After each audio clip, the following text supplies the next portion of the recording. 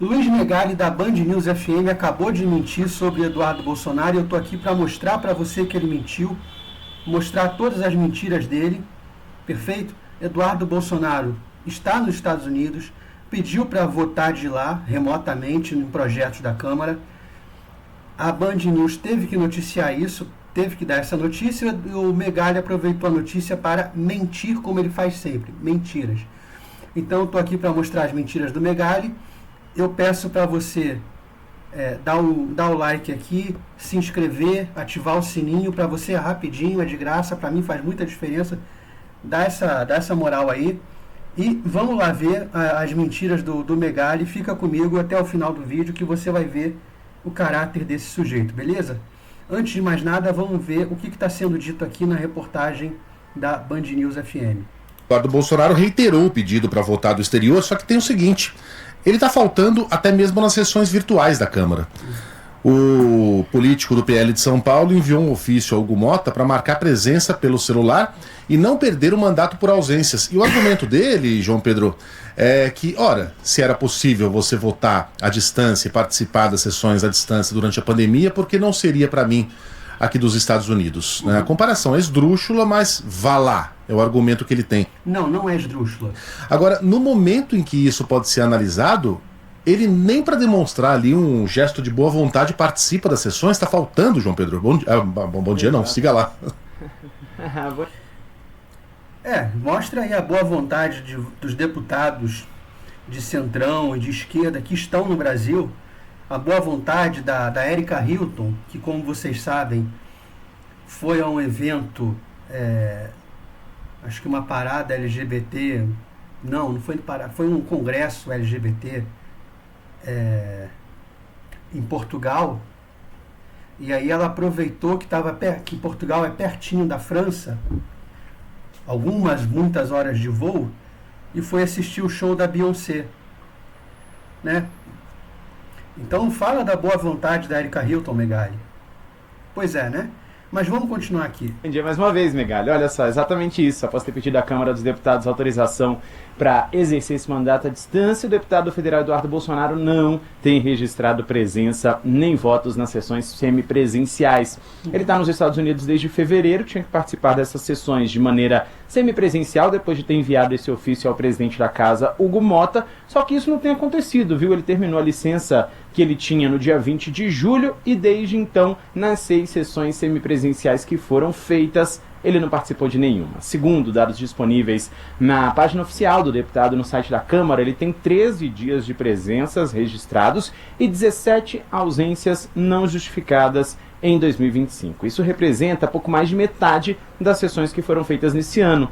Hugo Mota disse o seguinte, que Eduardo Bolsonaro estava ciente dos riscos de perder o mandato ao se mudar para os Estados Unidos e também destacou que não há previsão legal para o exercício parlamentar à distância. Só que também falou que durante o período da pandemia isso foi autorizado e esse é o argumento de Eduardo. Ou seja, o Hugo Mota apresentou o mesmo argumento do Eduardo.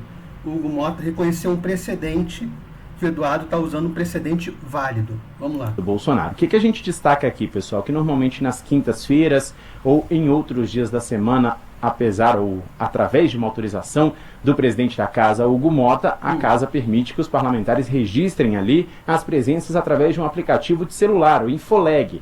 É feita uma verificação em 2 etapas e aí o parlamentar passa a participar da sessão de maneira semipresencial. Isso não tem acontecido com Eduardo. Essa prática, como a gente falou, foi adotada lá na época da Covid e está se mantendo desde então, principalmente com esse argumento de Eduardo. Nessas sessões semipresenciais, o que foi votado? Aquele projeto que cria o Sistema Nacional de Educação, o outro que proíbe os descontos associativos de... no caso, né, do INSS, nas pensões e benefícios do INSS, e tudo isso também depois da fraude que foi apurada pela Polícia Federal e pela CGU. Claro, há outros projetos também que foram votados de menos importância, mas que também foram votados de maneira semipresencial. E, como a gente destacou, em nenhum deles Eduardo Bolsonaro esteve presente, nem mesmo por meio virtual. Por que a comparação é esdrúxula? Deveria ser desnecessário dizer, mas vamos lá. Porque na época da Covid havia uma impossibilidade de que as pessoas se reunissem. Né? impossibilidade imposta, né, por influencers, passando por divulgadores científicos, todos eles patrocinados por farmacêuticas. Abram os debates daquela época da Folha, do Estadão, etc, etc. Todos ali, né, militando contra o negacionismo, tinham o patrocíniozinho da Pfizer. Aí você via que os maiores influenciadores faziam propaganda das farmacêuticas. Tinham lá, esse cara aqui, ele é patrocinado pela farmacêutica XY, pela Pfizer, pela Janssen, não sei. Então, se você levantar tudo isso, e quem mostra isso brilhantemente é uma jornalista chamada Paula Schmidt, você vai ver que, né, as pessoas não se reuniam não por uma impossibilidade devido à doença, porque era possível que as pessoas, tomando determinados cuidados, estivessem juntas. Era possível. Essa ideia de lockdown e tudo, num outro vídeo pode ser que a gente trate disso, foi uma das coisas mais absurdas que se viu. Mas vamos continuar. Então ele está falando que o Eduardo não tem impossibilidade. Esse é o ponto do Megali que a gente vai desmentir. Se o Eduardo Bolsonaro tivesse preso numa cama de hospital por algum motivo, eu tenho certeza que o pedido seria aceito. Mas o Bolsonaro, e aí eu estou me referindo ao Eduardo, ele está nos Estados Unidos porque quer. Ele não é indiciado, ele não é investigado talvez seja. Não é indiciado, não é réu. Né? Esse papo de perseguido político é conversa para boi dormir. Eduardo Bolsonaro não está entre os réus da tentativa de golpe, embora, segundo aquelas mensagens A gente já vai ver o papo para boi dormir. Deixa o cara bostejando aí. vazadas, tenha sido uma das figuras mais entusiasmadas pela virada de mesa, mas ele não é nem réu no caso. Ele é um homem livre. Mentira. Né? Então, se abre-se esse precedente, por que não você ser deputado federal no Brasil das Maldivas? Agora, vamos lá. Dia 18 de março, tá, de 2025, é a data que o Eduardo anunciou que ia se licenciar do cargo e ficar nos Estados Unidos. 18 de março, ok? E essa notícia, aqui não tem a hora, tá? Mas essa notícia veio pela manhã, no início do dia ali, ele deu esse anúncio. Tô aqui, vou ficar um tempo, tô de licença do cargo. No mesmo dia, no final do mesmo dia, aqui tá 18h45, sai a notícia de que o Moraes arquiva pedido do PT para apreender passaporte de Eduardo Bolsonaro. Ou seja, o Eduardo Bolsonaro foi aos Estados Unidos no momento em que o Supremo estava com um pedido na mesa para apreender o passaporte dele feito pelo PT. E você dá uma procurada nos pedidos que o Lindenberg Farias fez ao STF nos últimos meses e me diz quais que não foram atendidos. Então o Alexandre de Moraes estava prestes a decidir sobre a apreensão do passaporte do Eduardo Bolsonaro, exatamente porque ele estava viajando para os Estados Unidos. Ou seja, ele não era um homem livre nesse momento aqui.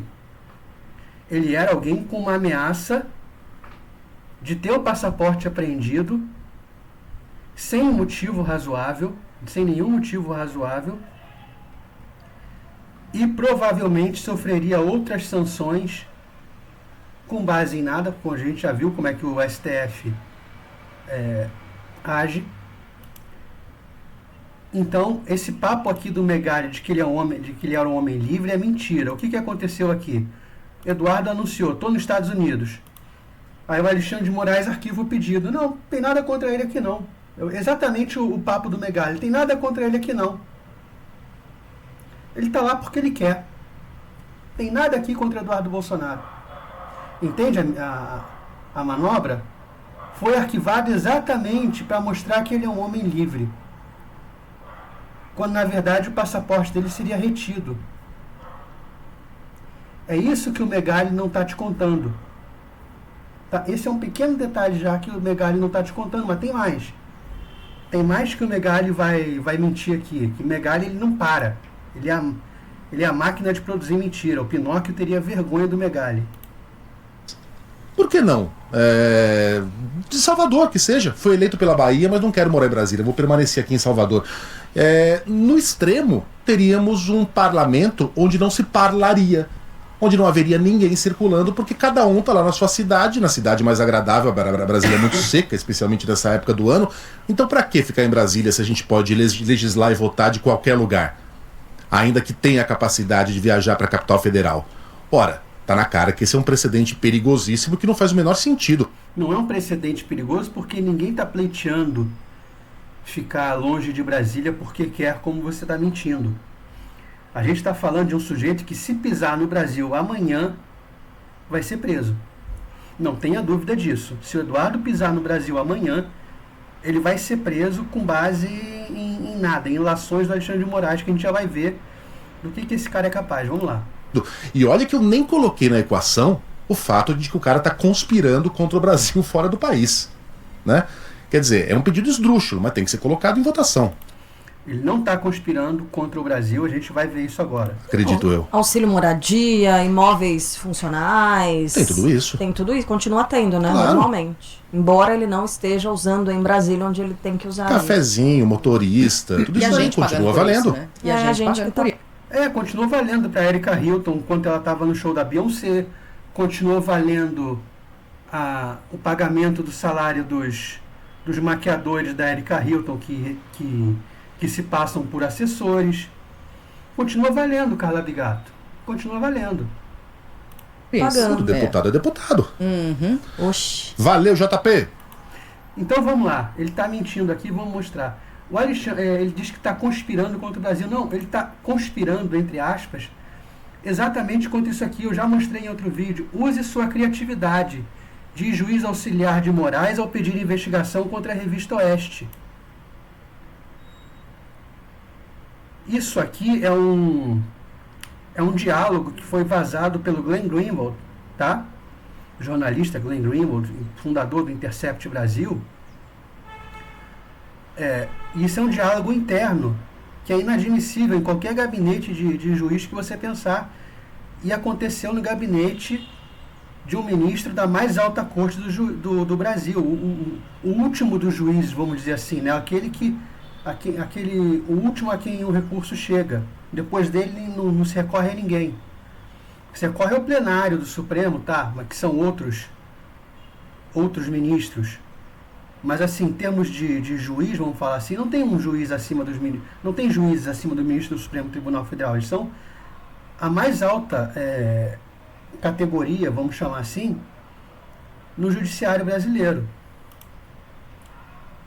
Aqui tem uma reportagem da Oeste mostrando mensagens, né, dos auxiliares do Alexandre de Moraes para suspender a plataforma, os caras combinando de forma extremamente ilegal, vamos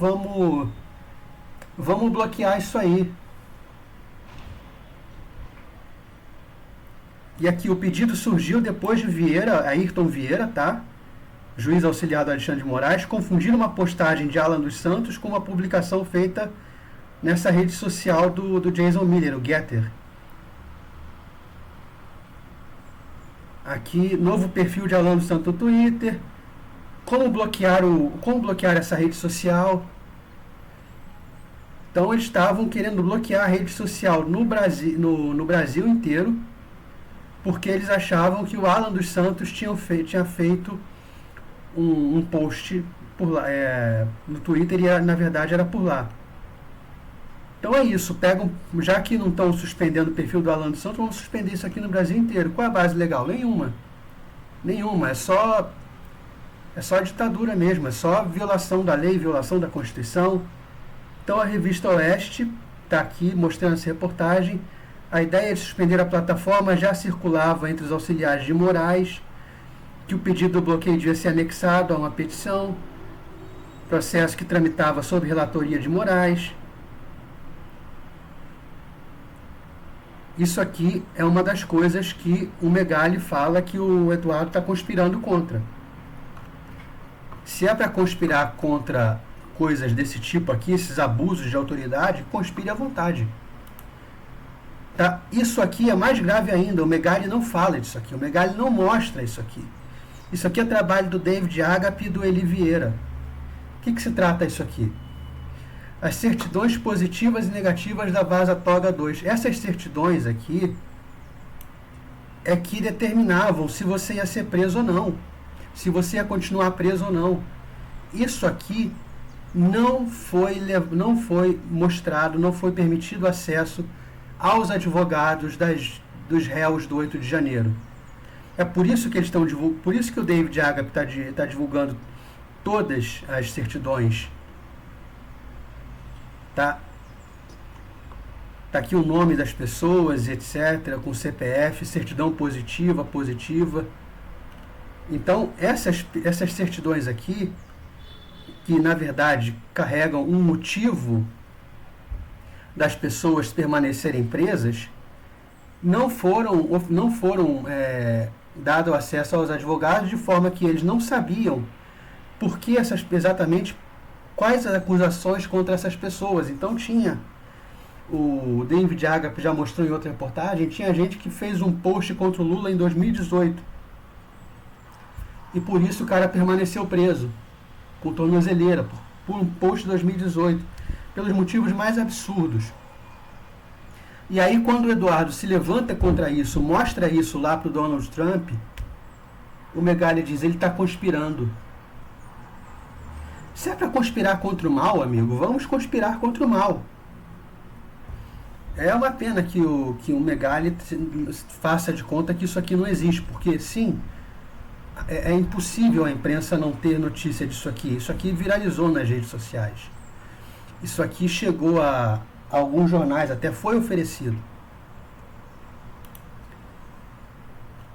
E isso aqui é exatamente sobre o uso e a criatividade, a CNN aqui noticiando na época que o Glenn na Folha e o Fábio Serpião divulgaram.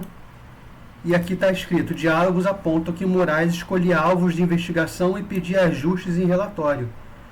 Ou seja, o Alexandre de Moraes diz, agora o Eduardo Bolsonaro, vamos no Eduardo Bolsonaro. Mexe no relatório aí para a gente incluir o Eduardo Bolsonaro, que é ele que eu quero. É isso que o Alexandre de Moraes fazia. Tá? E aqui, ó, levantamento e desmonetização de revistas golpistas. É exatamente o caso da Oeste. Vamos ver aqui. Passadas as eleições presidenciais a poucas semanas da posse de Luiz Inácio Lula da Silva, Vieira envia mensagem para Tagliaferro solicitando um levantamento sobre revistas golpistas a fim de desmonetizá-las nas redes sociais. Ou seja, ele queria tirar a monetização. Um link da revista Oeste é anexado ao texto de Vieira. Eu acho que a Oeste chegou a ser desmonetizada em algum momento. A Jovem Pan foi, mas a Oeste eu acho que também foi. Tagliaferro retorna dizendo que vai checar as publicações. A conversa continua no dia seguinte em um grupo integrado também por outro juiz auxiliar do Moraes no TSE. Tagliaferro avisa que na Oeste encontrou apenas publicações jornalísticas, que não estavam falando nada. Ele questiona Vieira sobre o que devia ser colocado no relatório. E o Vieira responde: use sua criatividade e dá um risinho aqui. Pegue uma ou outra fala, opinião mais ácida, e o ministro entendeu que está extrapolando com base naquilo que enviou. E o Tagliaferro diz: vou dar um jeito, e responde com risinho aqui. Então o Megali fala que está havendo uma conspiração do Eduardo Bolsonaro. É contra esse estado de coisa aqui que a gente que está conspirando a gente, não que eu infelizmente não estou incluso. Eu gostaria de estar conspirando contra quem faz esse tipo de coisa. Ainda segundo os diálogos, o deputado Eduardo Bolsonaro foi um dos alvos escolhidos por Moraes, que teria pedido para que se relacionasse o parlamentar com o argentino Fernando Serimedo. Ou seja, o Moraes está falando, olha, faz uma ligação aí para a gente pegar o Eduardo, liga ele esse argentino aí. Ele, Alexandre de Moraes, quer pegar o Eduardo Bolsonaro, a ligação do gringo com o Eduardo Bolsonaro. Será que tem? E o Megali falando que o Eduardo Bolsonaro era um homem livre. Desde 2022, o Alexandre de Moraes estava querendo pegar o Eduardo Bolsonaro.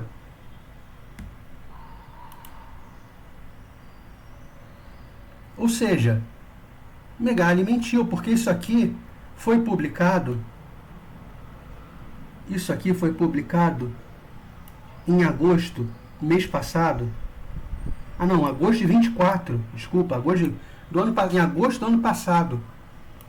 Então o Megali, dentro desse período de um ano, será que ele não viu que o Alexandre de Moraes tinha o Eduardo Bolsonaro como alvo, que continua tendo? E aí ele diz que o Eduardo Bolsonaro é um homem livre? Então é isso por hoje, pessoal. Agradeço quem assistiu até agora, tá? Muito obrigado. Peço para você dar o like aí, se inscrever, ativar o sininho, compartilhar com quem você acha que vai gostar desse conteúdo. E tamo junto, até a próxima. Obrigado.